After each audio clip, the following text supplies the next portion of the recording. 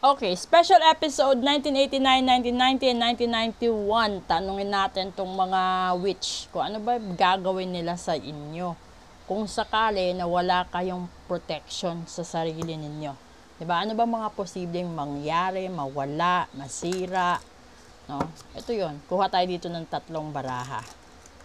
At sana ay kung mapanood nyo ito, ay i-consider nyo. Kasi mahirap na, no? Napanood nyo, tapos binaliwala nyo, tapos aantayin nyo pang tatamaan kayo, at magiging huli na ang lahat. Okay, una,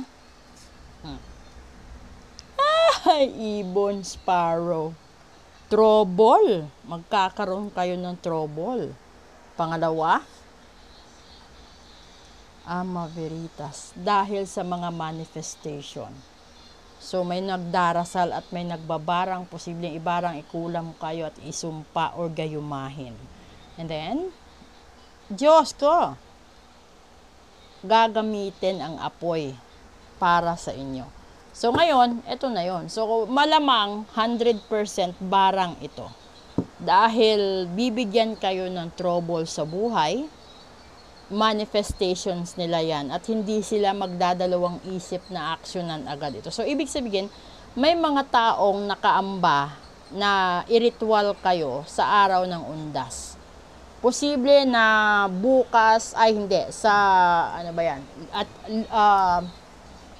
at 31 ng gabi, mag-uumpisa ang problema, ang trouble, ang sakit, ang awayan, etc. So, kung may negosyo kayo at kakompetensya niyo sa negosyo, posible na sisiraan kayo sa negosyo, malulugi negosyo, hindi kayo makapasa, whatever, kung ano man yung mga mangyayari sa buhay ninyo. So, ngayon, ito na yung dapat nyo i-consider na kailangan nyong magkaroon talaga ng protection spell sa sarili ninyo. Depende sa kung anong klaseng kalaban ang meron kayo at anong klaseng negosyo, pamumuhay, o relasyon ang meron ikaw.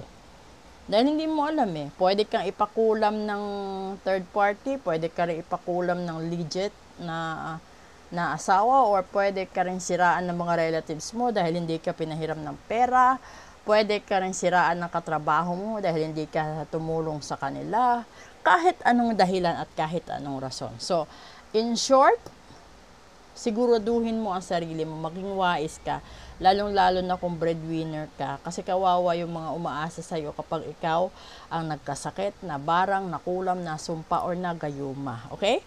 So, maraming salamat po sa suporta ninyo. Proceed po tayo sa English episode 135, and then right after that, ang Dark and Light Side of Life naman natin, episode 44. Thank you!